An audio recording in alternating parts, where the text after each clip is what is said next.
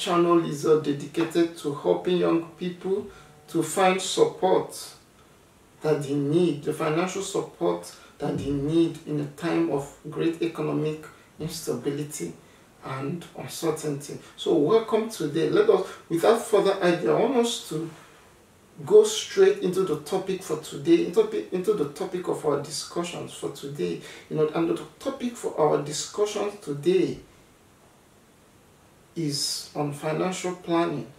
Today we'll be talking about personal financial planning and management. What does that mean? We're talking about how, as an individual, how you plan and manage your finances better. You see, so that it will help you to support you, because you have to bring to a balance your expenditure and your income. You see, now is a time when your income is dwindling, when your income is decreasing. You see, but your expenditure, if it is not increasing, it is stagnant, it remains the same. And it is a problem when your income is decreasing and your expenditure is still the same, if not increasing. You see, so it's a problem, because in such a situation, maintaining a balance is difficult. So today we'll be looking at various ways in which we can plan our finances, personal finances, better. You see, so that we can bring a balance in such a case, in such a situation. You see, so today we'll be looking at a few tips. Number one in the area of personal financial planning is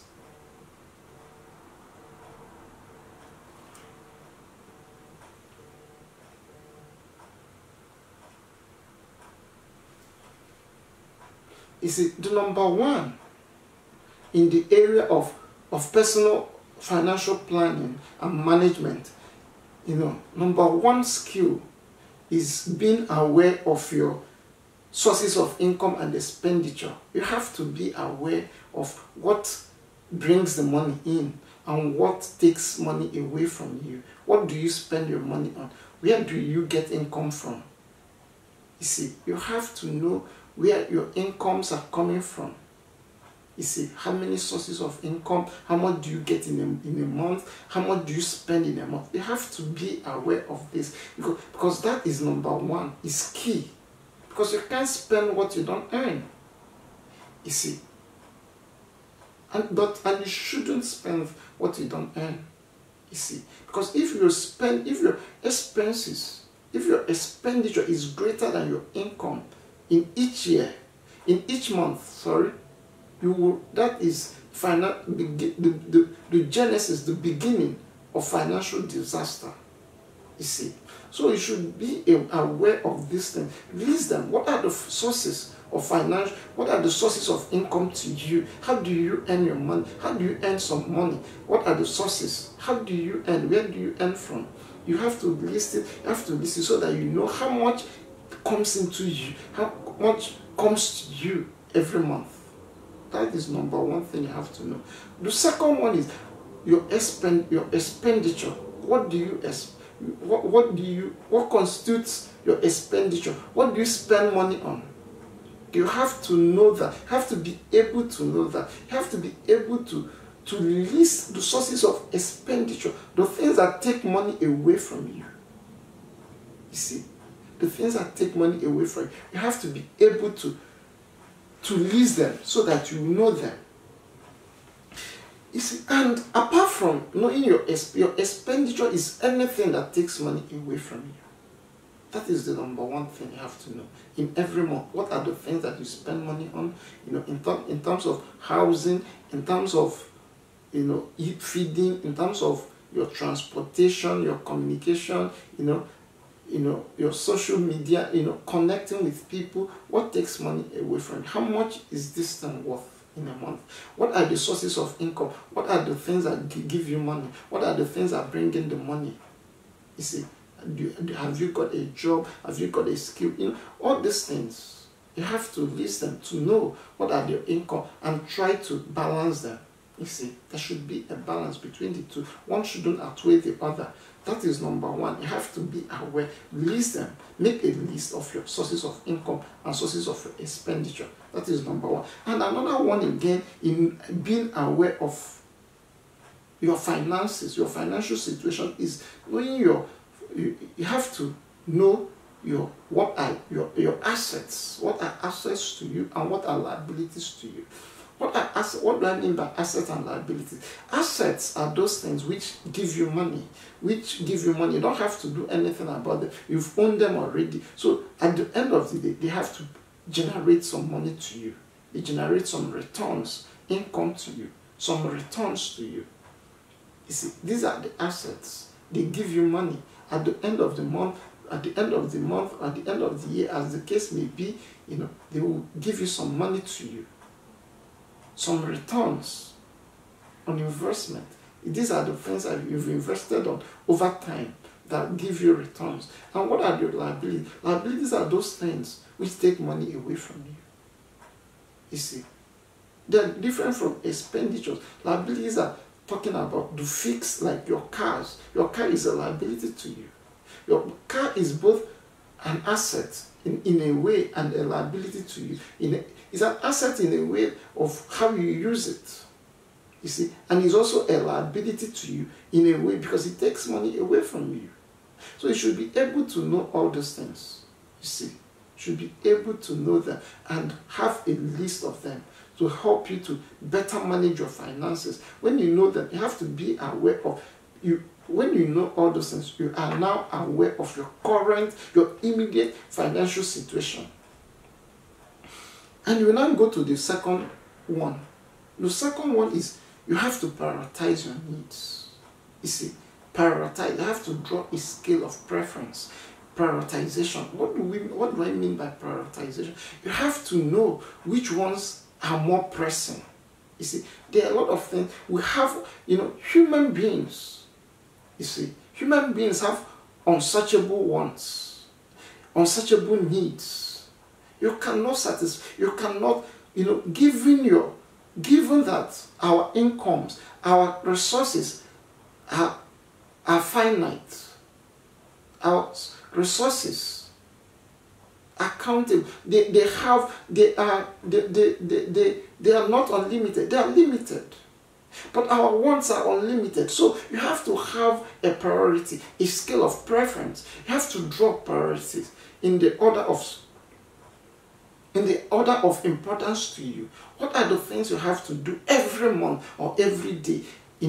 What are the things? You have to list all the things that you have to do and you prioritize them. In what order? Which one comes first? You must necessarily do this one. Which one? Your feeding should come first. Your housing comes first. You see. Communication, clothing.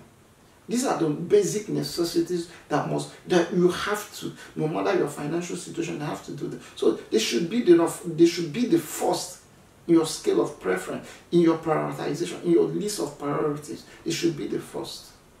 You see, and things like going to party, all those things, they should come last in your scale of preference because these ones you can do without them. They are not basic, they are not necessary. These are luxuries, you see. So you should draw up a scale of preference. You see, have a scale of preference. What are the basic things that you cannot do without? They should come first. And the things that you can do without, the things that you can afford to do without, even without them, you can still live, you can still function properly, optimally. It should come last, your scale of preference. Because this scale of preference is important. Your priority, your prioritization of your needs is very important because these things will determine your resource allocation, how you allocate your finances to them. The scale in which they occupy in your lists, you see, would determine your resource allocation to them. You see. So they are very important. That is the number two. drawing a scale of preference. These are, you have to start planning your finances now. You see, especially when your income is dwindling and your expenditure stays the same. You have to start looking at that. You see, and the third one in personal financial planning and management is you have to minimize waste. You have to cut waste, eliminate waste. Now is not a time for you to encourage waste. You see, things that are not necessary. You have to, economics, in finances, we'll call them leakages. So these are leakages from the system. They are leakages in which your money goes away. These are leakages. You have to plug these leakages. You have to cut off these leakages. You see, like lifestyle choices, like exercising is basic because you have to maintain good fitness. You see, you have to maintain your fitness. Your fitness is important. Your fitness is very, very important in what you're doing. You see, apart from making like things like partying is not so important. So it's a leakage. If you spend so much money on going to partying every weekend, as often, now and then, very often, that is a leakage. It's not necessary. It's something you can do without. So you consider cutting it off. You see, if you're a smoker, if you're given to smoking, that is not necessary. It's a habit. It's a lifestyle choice that is impacting negatively on your finances. It's a leakage. It's taking money away from you. You can do without it. So what do? You have to find a way to cut down on that. You can cut it out. You can cut it out because you don't need it. Without it, you can function optimally. It will not disable your activities. It will not your operation for the day. You see, so that is in your scale of preference. That should come last. It should come among the least because that is a leakage. So, and you should be able to minimize this waste. Cut them off. Cut them off. So if you're also a person, if you're given to more drinking, cut down on your drinking habit. If you're spending as much as £100 in a month or more than that, or £200 as the case may be on drinking, cut it down. Try bringing it to £50 or even £20. Try to, or even eliminate it totally and put that money elsewhere. You see, that makes for a sound financial management. You see, it makes for a sound personal financial management. You see. So consider doing all those things. What are like if you own a car, you see, if you own a car, if you own a car and it's been taking you to work, you've been driving the car to work while you had a job, it's fine. It's not a liability in that part. You could see it as an asset because it moves you to your job, quickly and fast. You could see it as an asset. But now, if you've lost your job and you still had such car, you'll be putting petrol on it, you'll be paying tax on it, you'll be, insurance and every other thing. You can afford to dispose of that car. At this time, try to manage your expense. Try to cut down on your expense. You can dispose of that car. And look at other options of transportation, like you can catch a bus. You can catch a bus from one place to another. You can catch a bus, or you can cycle. These are options to you.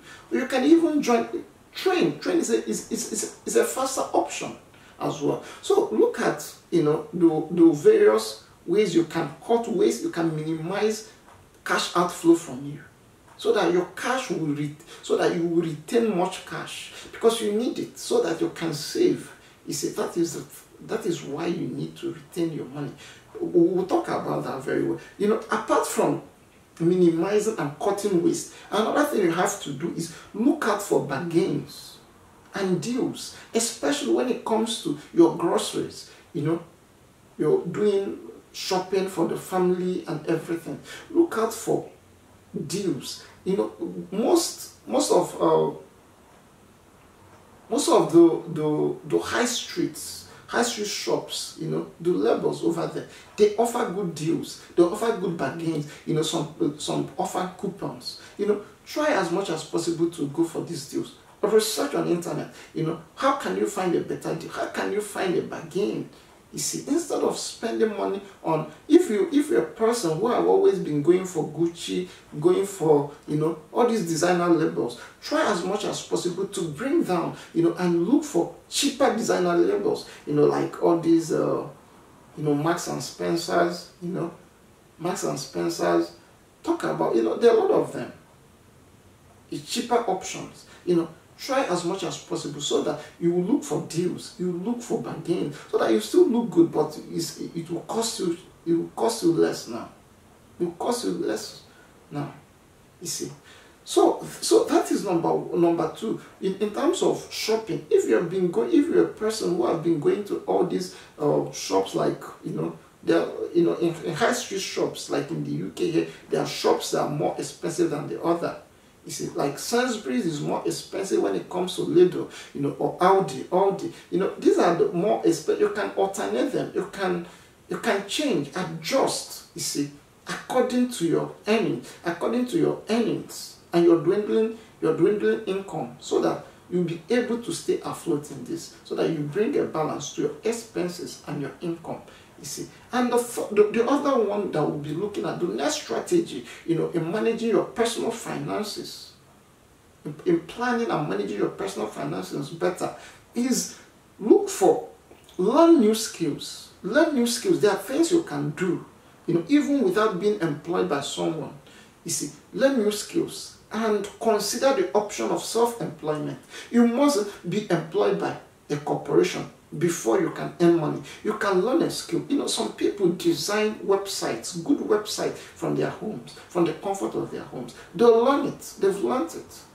You see, go to Udemy, go to, explore online sources to learn new skills, to equip yourself so that you can expand your income, your capacity to earn income. Because this is what you need to stay afloat this time around. For this period, this is what you need to stay afloat. You see, you need it. You need to learn. You need to learn. You need to learn programming. You need to learn. You can learn programming. You can learn programming. You can learn graphic design. You can learn a lot of things. You can learn. There are a lot of skills you can learn that you can do from the comfort. These things, you can do them from the comfort of your home without going out. And they will bring you money. There are a lot of people who are looking for for designers online. People who can design, who are the graphic designers. A lot of people are looking for them. They're looking for website designers. They're looking for people who can code. Can you do coding? You can learn these things, these new skills, and go into self-employment just to expand your capacity to earn.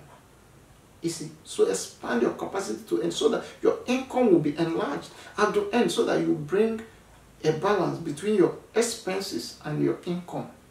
You see, so that is another one. You see, another one is now, like, why are we talking about increasing? We've been talking about increasing your earnings. We have been talking about cutting down on waste, on your expenditures and everything. Why are we saying that? Because of this thing, to acquire a good savings culture. You have to have a good savings culture. Now, your marginal propensity to consume should be low, but your marginal propensity to save should be high in this time. If you earn £10, okay, let's look at £10. If you earn £10, save the maximum you can save from that £10. If you can save £8 out of the £10 and spend only £2, do that. If it is sound, it is a sound financial management. If you can save £6 and spend only £4, save £6 and spend, if you can save 5 and spend 5, save 5 and spend 5. But don't let your in a situation of financial instability and economic uncertainty, don't let your expenses to always outweigh your savings. No. Save more than you spend. Save more. The key to surviving in a situation of financial instability and economic uncertainty is always saving more than you spend and earning more than you spend. These are the keys. You see, cutting down on your waste, cutting down on your expenses, cutting down, try to scale down, to have a control over your expenses. That is the key. You see, in this financial decision, your personal, your marginal propensity to consume should be low. Your marginal propensity to spend should be low, but your marginal propensity to save should be high. Your marginal propensity to earn should be high. You see, these are the things you should be aiming for. These are the things you should be aiming for. And the first one, when you have a good savings culture, what is it for? You save to invest. Now is the time to invest. More than ever, now is the time to invest. Invest in financial instruments. There are a lot of financial instruments like shares. Buy shares. There are a lot of, in the next video we'll be looking at, because there are a lot of apps, a lot of applications over there. There are a lot of applications over there which are geared towards helping you to save, to invest your loose changes. You see, your loose changes like from groceries, maybe your grocery, you've spent 18 pounds. They can round it up to 20 pounds and spend and invest 2 pounds on your behalf into buying world-class stocks for you. That is a good option. You have to diversify your portfolio of investment. After we'll look at that, but first of all, look at investing. Investment is key, because you need something that will bring you money even when you are not working. You need to have the most sources of income now. You see, residual income and passive income is a must in a time of financial instability and uncertainty. It's a must. No matter how small it is, if you learn to invest, inculcate a very good savings culture. That is key. That is very key to surviving in a time like this. You see, when you have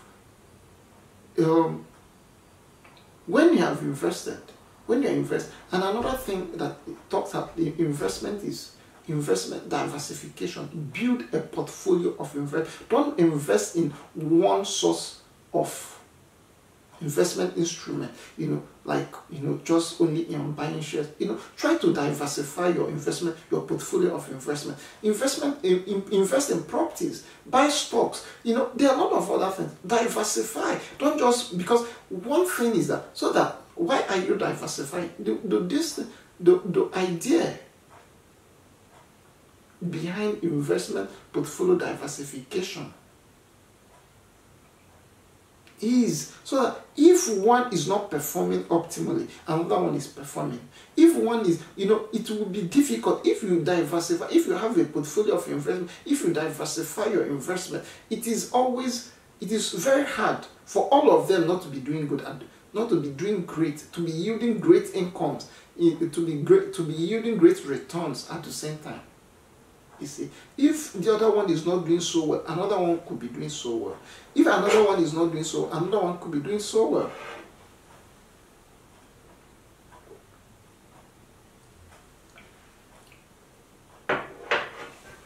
That is the reason why investment portfolio is key. Having investment portfolio is a portfolio of your investment. Invest in landed properties, especially in properties, in houses, in buildings. Buy, you can put resources together. If you think that you've not got enough money to invest, you can put resources together. Find someone that you're able to trust, someone that you can partner with, and pull resources together. You see, the first, we've always done it before.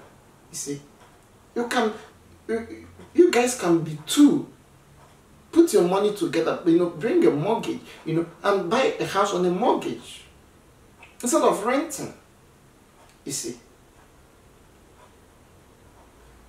you can be two. Bring your finances together and go for a mortgage. It is more advisable for that. It's more advisable. So there should be always options. There should be always options. Diversify. Investment diversification is key. You see, and I hope that today you've learned something on how to better manage your personal finances, especially cut down on your expenses. Cut down on your expenses. Try to cut down on your expenses. Plug waste. If there are things that are not so basic, they are not so essentials, you see, to your survival, to your day-to-day operation, to your ability to exist, to live, to survive and to thrive, you see, cut them down. Things like smoking, things like drinking, things like, if you have a car that is no longer, useful to you, try to dispose of it and go for other sources of transportation. Like catching a bus. You can go on cycling. Cycling is also is great because it's a form of exercise as well. You see, you're not just only moving about, getting to somewhere, you're also exercising in the same process. You see. That is it. You see, cutting down, diversifying your ability to increasing your capacity to earn is number one. To personal financial planning and management, diversifying your capacity to earn your income is number one. You see, after diversifying it, your expenses cut down on waste, on leakages. You see, on the things that are not basic, cut down on them. That is number two. Number three is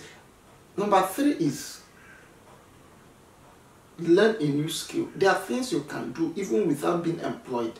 You see, learn them and do them because there is a great need for all these things, for graphic designers, for website designers, for a lot of things. You see, even for people who can, for people to proofread, for data entry, you can do things that you can do remotely. You should learn them. That is, learning new skill and self-employment.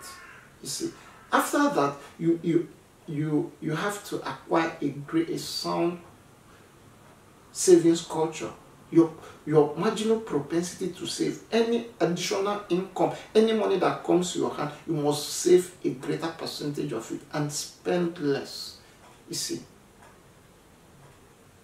sound savings culture. After that, the other one is investment. Investment. When you invest, not just only invest, but also diversify. Have a portfolio. Try to build up a portfolio of investment. You see, because now is a time, in a time of financial uncertainties and economic collapse, a lot of people are selling off stock. So now is a great time to buy. Now is a great time to buy for the future. You see, go for the penny stocks. Go for the penny stocks. Buy for the future. You see, buy for the future. You see, and with this, you'll be able to, if you start doing all those things, you'll be able to survive this time. This time of great financial instability and economic uncertainty, you'll be able to survive if you are able to cut down on your expenditure and increase your capacity to earn. You see, as you increase your capacity to earn, you increase your capacity to save, and when you increase your capacity to save, you also increase your capacity to invest.